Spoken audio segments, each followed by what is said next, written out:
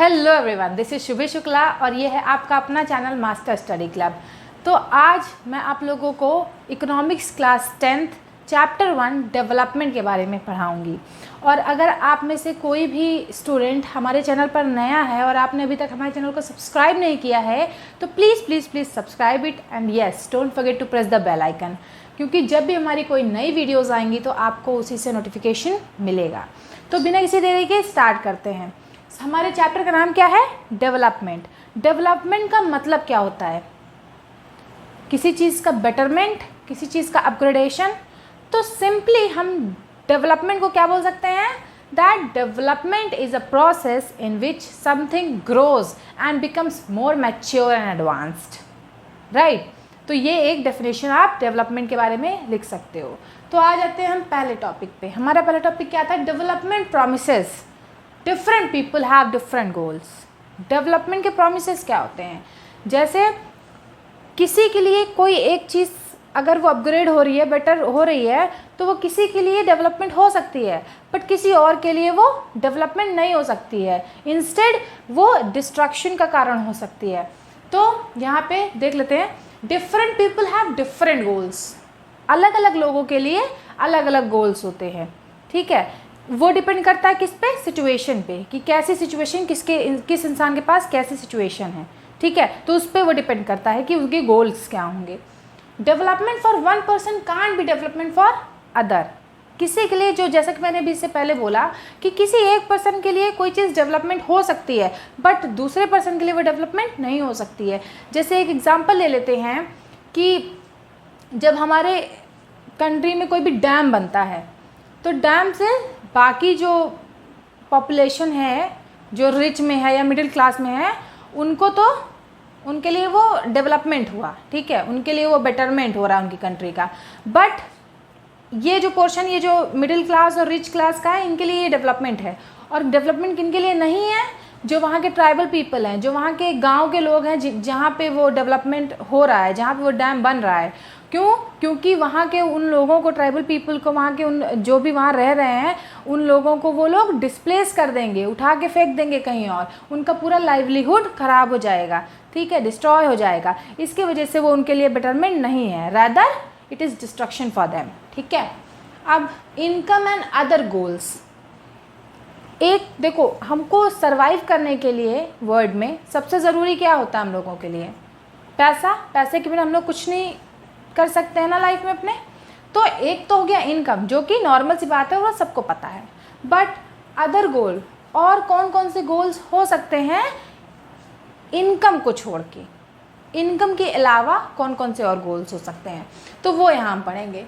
Income, besides income, income के अलावा equality, freedom, security and respect. इसका एग्जांपल एक ले लेते हैं कि मान लीजिए आपको एक किसी ऑर्गेनाइजेशन में जॉब मिली। ठीक है, किसी एक कंपनी में आपको वहाँ अच्छी खासी सैलरी मिल रही है, बट वहाँ के जो आपके कलीग्स हैं, वहाँ के जो आपके फ्रेंड्स हैं, जो आपके बॉस हैं, वो आपको ना ही रिस्पेक्ट देते हैं, ना ही इतनी फ्रीडम है आपको कि आप जब चाहे लीव ले सकते हो, या ऐसी कोई फ्रीडम नहीं मिली है, या फिर इक्वालिटी नहीं है। वहाँ पे डिस्क्रिमिनेशन बहुत ज़्यादा है। किसी एक पर्सन को बहुत ज़्यादा हाई रेवेन्यू मिल रहा है, प्लस उसकी रिस्पेक्ट भी हो रही है, और आप कितना भी काम कर लो, कितनी भी कोशिश कर लो, बट आप उससे आगे नहीं निकल पा रहे हो। तो यहाँ पे ये डिस्क्रिमिनेशन भी है। ठीक है, और क्या है? सिक्योरिटी। आपकी वहाँ पे जॉब सिक्योरिटी भी नहीं है। ठीक है, किसी तरह की सिक्योरिटी नहीं है। या ये भी आप कह सकते हो कि वहाँ आपको कोई भी घुस के आपको धमकी दे सकता है, मारपीट कर सकता है। ठीक है, तो वैसी कोई सिक्योरिटी का अरेंजमेंट वहाँ पे नहीं है। तो आप क्या उस ऑर्गेनाइजेशन को ज्वाइन करोगे? वहाँ पे जाओगे आप जॉब करने के लिए? ऑफ कोर्स, सिंपल सी बात है, नहीं जाओगे। चाहे जितना पैसा वहाँ मिले, चाहे जितनी इनकम हो आपकी वहाँ की, बट आप नहीं जाओगे, क्योंकि इनकम के साथ साथ हमें इन चीज़ों की भी ज़रूरत होती है। और कभी कभी sometimes these are more important than income. ये जो चीज़ें हैं ये इनकम से ज़्यादा इम्पॉर्टेंट रोल प्ले करती हैं। ठीक है, और अब इसमें कैरेक्टरिस्टिक बताई गई है कि जो इनकम है, या फिर जो फिज़िकल फॉर्म में जो चीज़ें होती हैं, जैसे income, house, food and all the luxuries. ठीक है, वो उस एक पोर्शन को क्या कहेंगे? मटेरियलिस्टिक थिंग, जो फिजिकल फॉर्म में है, जो हम लोग पैसे दे के खरीद सकते हैं, जो हम लोग छू सकते हैं ना, देख सकते हैं, उसको मटेरियलिस्टिक थिंग के अंदर में डाला गया, उस कैटेगरी के अंदर। और एक होता है नॉन मटेरियलिस्टिक थिंग, इसके अंदर क्या आता है, वही freedom, security, respect and equality, जो हम लोग महसूस कर सकते हैं, जो हम लोग फील कर सकते हैं, देख सकते हैं बट छू नहीं सकते हैं, ठीक है। This non materialistic thing is non tangible in nature. अब आ जाते हैं नेशनल डेवलपमेंट में। नेशनल डेवलपमेंट क्या होता है?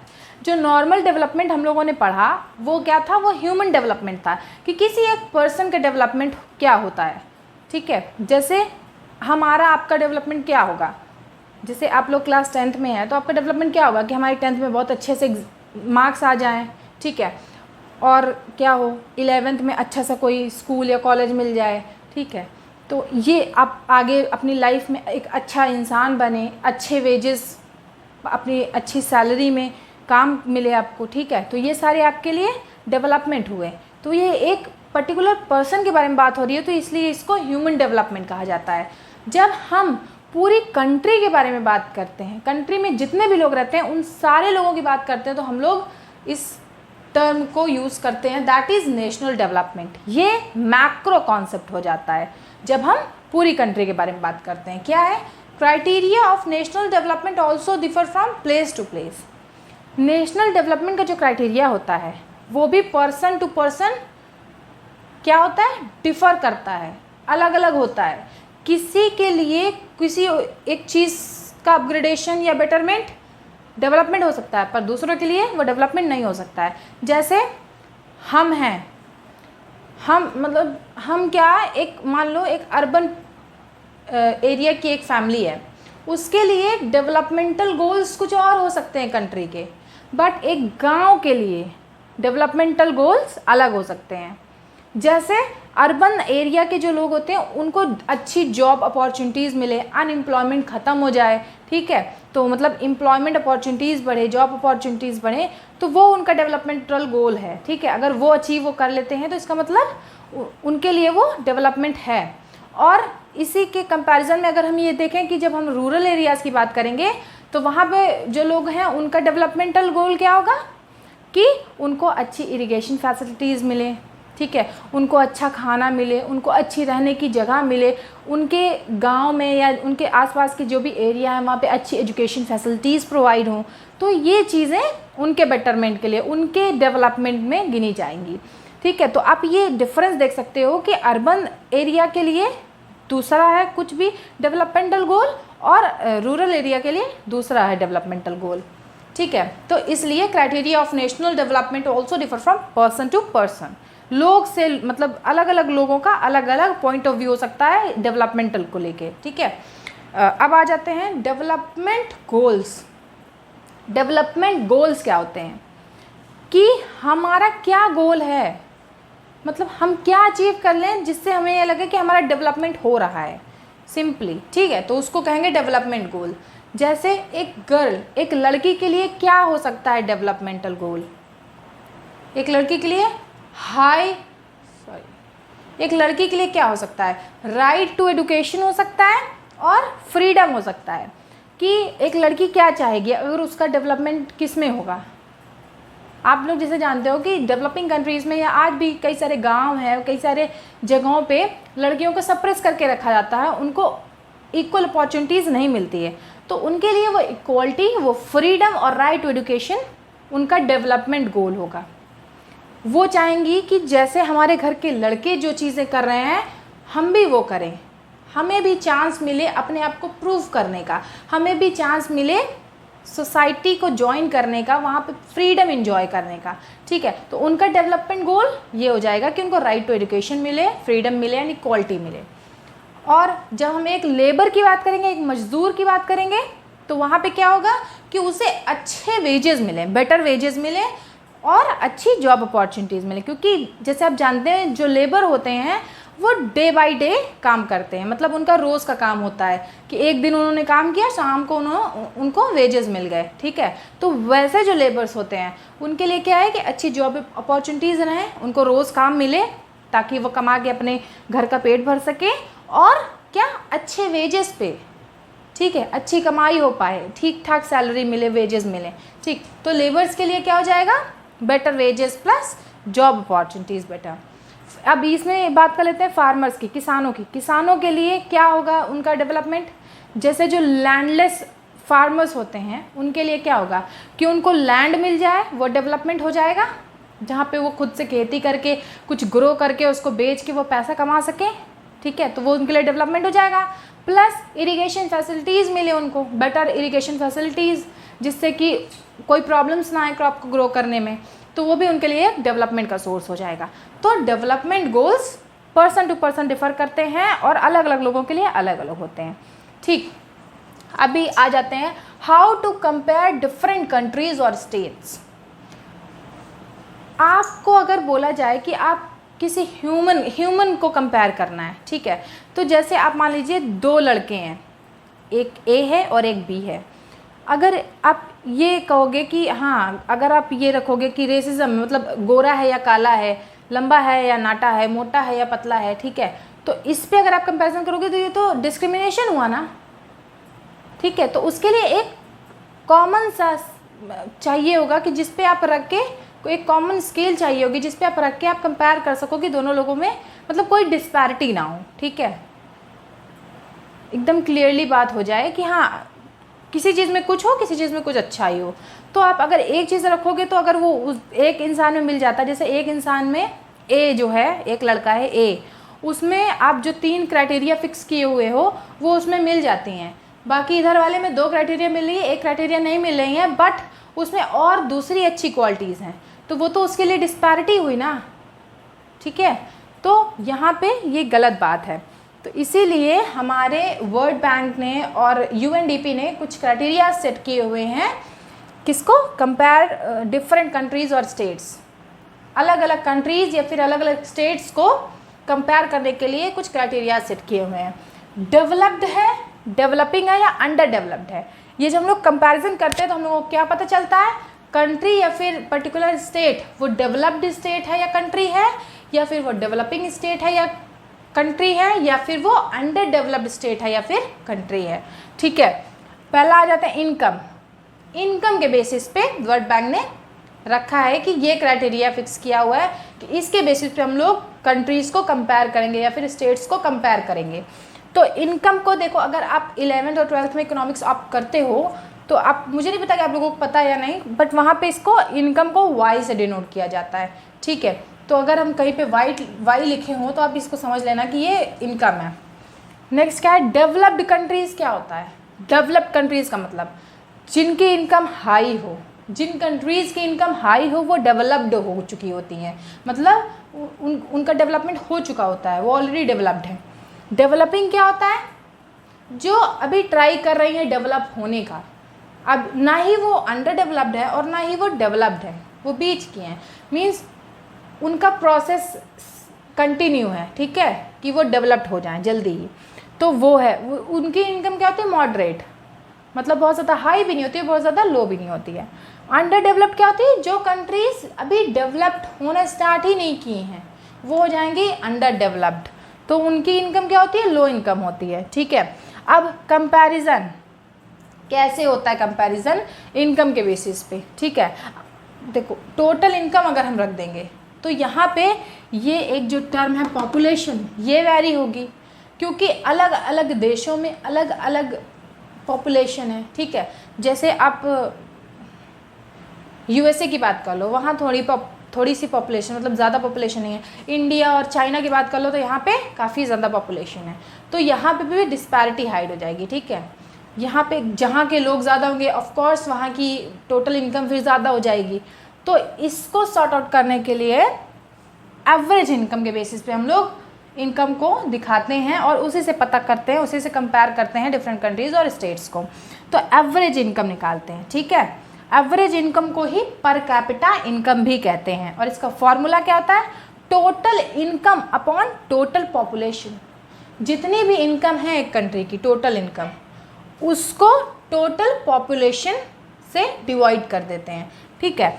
तो ये हमारी निकल आएगी एवरेज इनकम कि हर पर्सन कितनी इनकम कमाता है एक कंट्री में। रिच कंट्री कौन सी होती है, मतलब जो डेवलप्ड कंट्रीज़ हैं, उनकी एनुअल इनकम कितनी होती है, एक साल की इनकम कितनी होती है डॉलर में। सबसे पहली बात, पर कैपिटा इनकम हमेशा ही डॉलर में यूज़ होता है, ठीक है, क्योंकि ये एक कॉमन, क्या कह सकते हो, ये एक कॉमन स्टैंडर्ड रखा हुआ है कि डॉलर से हम बाकी सारी कंट्रीज़ के रुपए, पैसे या जो भी जहाँ जहाँ जो चीज़ें होती हैं उसको कंपेयर कर सकते हैं। उसको पहले कन्वर्ट करते हैं डॉलर में, उसके बाद फिर हम लोग एवरेज इनकम निकालते हैं, ठीक है। तो रिच कंट्री, जो डेवलप्ड कंट्रीज है, उनकी एनुअल इनकम कितनी होती है, $12,736 से भी ज़्यादा, मतलब ये मिनिमम है। $12,736 मिनिमम होती है, इससे ज़्यादा होती है रिच कंट्रीज़ की। पुअर कंट्रीज़ की कितनी होती है, 1045 से कम हो तो वो पुअर कंट्रीज़ कहलाई जाती हैं। इंडिया जो कि एक डेवलपिंग कंट्री है, इंडिया की क्या है, according to the national sample survey organisation 2013, India की कितनी है annual income, average income $1,570। Alright, अब यहाँ पे आप क्या कर सकते हो, देखो 90% जो कंट्रीज़ हैं वर्ल्ड में, 90% कंट्रीज़ वो डेवलप्ड हैं, वो रिच कंट्री हैं, ठीक है। बट जैसे यहाँ पे एक एग्जांपल ले लो, जो कंट्री डेवलप्ड है या जो कंट्री रिच है, उसको आप ये नहीं कह सकते हो ना कि हाँ वो डेवलप्ड है। जो कंट्री रिच है, जिसकी एनुअल इनकम, जिसकी ये इनकम ज़्यादा होगी, तो उसको आप ये डायरेक्टली नहीं कह सकते हो ना, क्योंकि वहाँ पे डिस्पैरिटी हाइड होती है। वहाँ पे जो लोग गरीब हैं, किसी के पास बहुत ज़्यादा पैसा है और किसी के पास कम पैसा है, ठीक है, तो वहाँ पे एवरेज निकाल दिया जाता है, तो वो पुअर्स जो होते हैं वो हाइड हो जाते हैं, उनकी कोई बात ही नहीं सुननी जाती, उनकी कोई बात होती ही नहीं है वहाँ पे, वहाँ सिर्फ रिच पीपल की गिनती होती है।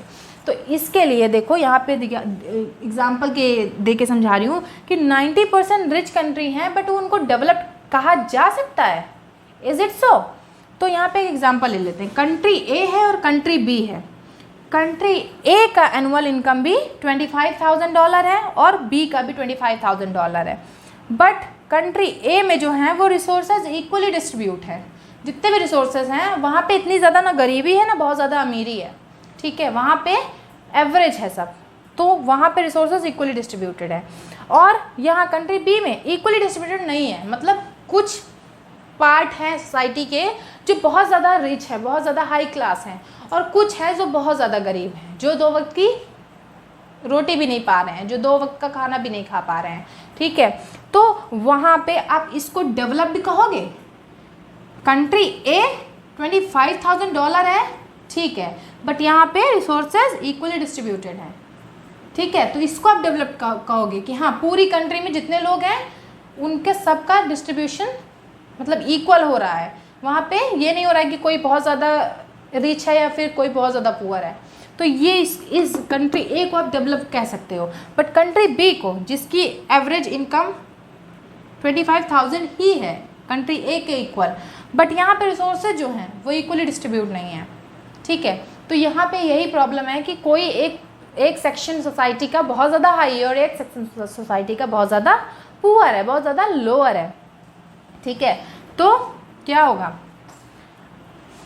अदर देन मनी क्या चीज़ें होती है, देखो ये तो हो गया क्यों डिस्ट्रीब्यूट नहीं हुआ है जो, ठीक है। तो यूएनडीपी जो है, यूनाइटेड नेशन डेवलपमेंट प्रोग्राम के अकॉर्डिंग कुछ और क्राइटेरियाज फिक्स किए गए हैं एक कंट्री को या फिर एक स्टेट को कंपेयर करने के लिए, कंपैरिजन के लिए कुछ और क्राइटेरियाज भी सेट किए गए हैं।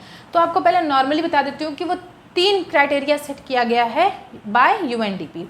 कौन कौन से, एक तो पर कैपिटा इनकम है ही है, दैट इज़ एवरेज इनकम, दूसरा क्या है हेल्थ, तीसरा एडुकेशन, ठीक है। इन 3 चीज़ों के बेसिस पे हम लोग कंपेयर करते हैं कंट्रीज़ को या फिर स्टेट्स को। तो अदर देन मनी या फिर इनकम, मनी या फिर इनकम के अलावा हम किन चीज़ों का देखिए ध्यान रखते हैं, एक एडुकेशन है, एक हेल्थ है, एक फ्रीडम है, सिक्योरिटी है, ठीक है। ये 4 चीज़ें भी होना बहुत ज़रूरी है, तभी हम किसी एक पर्टिकुलर कंट्री को डेवलप्ड कह सकते हैं। ये नहीं कि किसी एक कंट्री की एनुअल इनकम तो बहुत ज़्यादा है बट वहाँ पे ये सारी फैसिलिटीज़ है ही नहीं है, ठीक, तो ये डेवलप्ड में नहीं आएंगी। अब इसके अलावा भी कुछ और ऐसे फैक्टर्स हैं जो कि मैटर करते हैं, ठीक है, डेवलप और डेवलपिंग और अंडर डेवलप्ड में। तो इसमें क्या है, देखो फर्स्ट क्या है, रेसिज्म। रेसिज्म मतलब कलर। जब आप यूएस जाओगे, मतलब अमेरिका जाओगे, तो वहाँ पे आपको ये रेसिज्म देखने को बहुत ज़्यादा मिलेगा, ठीक है। वहाँ पे ये काले गोरे का बहुत ज़्यादा भेदभाव होता है। तो वो डेवलप्ड है but still that country is not developed, okay, क्योंकि वहाँ पे रेसिज्म है, जो कि ये गलत है, ठीक है, ये अच्छी चीज़ नहीं है। नेक्स्ट क्या, वॉर। अब आपको बहुत ज़्यादा पैसा कहीं पे मिल रहा है, आपको जॉब मिली और आपको किसी दूसरी कंट्री में जॉब मिली, ठीक है, आपको वहाँ पे बहुत ज़्यादा हाई सैलरी मिल रही है, बहुत ज़्यादा पैसा मिल रहा है, ठीक, बट वहाँ पे वॉर है, ठीक, वहाँ पे वॉर बहुत ज़्यादा होती रहती है, लड़ाई झगड़े बहुत ज़्यादा होते रहते हैं दूसरी कंट्रीज़ के द्वारा। तो वहाँ पर आप जाना पसंद करोगे? आपके घर वाले वहाँ आपको जाने नहीं देंगे, चाहे जितना पैसा मिले आपको वहाँ पे, बट आपके घर वाले आपको नहीं जाने देंगे कि आप वहाँ जाके जॉब ज्वाइन करो, क्योंकि वहाँ पे आपकी सिक्योरिटी की कोई चांसेस नहीं है, ठीक है। नेक्स्ट क्या है, टेररिज्म। कोई एक कंट्री है जहाँ पे टेररिज्म बहुत ज़्यादा है, आप वहाँ जाना पसंद करोगे? बिल्कुल नहीं, क्योंकि आपको वहाँ भी सिक्योरिटी का कोई भी ऐसा स्कोप नहीं दिख रहा है, क्योंकि आपको वहाँ कुछ भी हो सकता है। तो आपकी जान से पहला तो आपको पैसा नहीं होगा ना। तो ये टेररिज्म भी एक फैक्टर है कंपेयर करने का। और क्या होता है, इनइक्वालिटी। इनइक्वालिटी तो ही है, ठीक है। जैसे पाकिस्तान है, पाकिस्तान का एग्जांपल ले लेते हैं, तो वहाँ पे आज भी लड़कियों को बहुत ज़्यादा पढ़ाई करने नहीं दिया जाता, उनको इतनी फ्रीडम नहीं अलाउ है, ठीक है, तो वो डेवलप्ड नहीं कहलाई जाएगी। वहाँ पे इक्वालिटी होना ज़रूरी है, या फिर जहाँ जहाँ भी ज़रूरत है वहाँ पे इक्वालिटी होना ज़रूरी है, तब ही जाके वो डेवलप्ड कंट्री कहलाएगी। तो ये डिफरेंस आपको समझना ज़रूरी है, ठीक। हमने आपको एक एग्जांपल मतलब दे के समझाया कि मिडिल ईस्ट कंट्रीज़ जो हैं वहाँ पे ये रेसिज्म, वॉर, टेररिज्म और इनइक्वालिटी, ये सारी चीज़ें बहुत ज़्यादा पाई जाती हैं, इसलिए वो डेवलप्ड हो के भी डेवलप्ड नहीं हैं, ठीक है। तो ये है आज का पार्ट 1। पार्ट 2 भी हमारे चैनल पर बहुत जल्दी आने वाला है। और अगर आपने अभी तक हमारे चैनल को सब्सक्राइब नहीं किया है तो प्लीज़ प्लीज़ प्लीज़ सब्सक्राइब कर लीजिए और बेल आइकन को दबाना बिल्कुल नहीं भूलिएगा, क्योंकि जब भी हमारा नया वीडियो आएगा तो आपको उसी बेल आइकन से ही नोटिफिकेशन मिलेगी। सो तब तक के लिए thank you, bye bye and take care.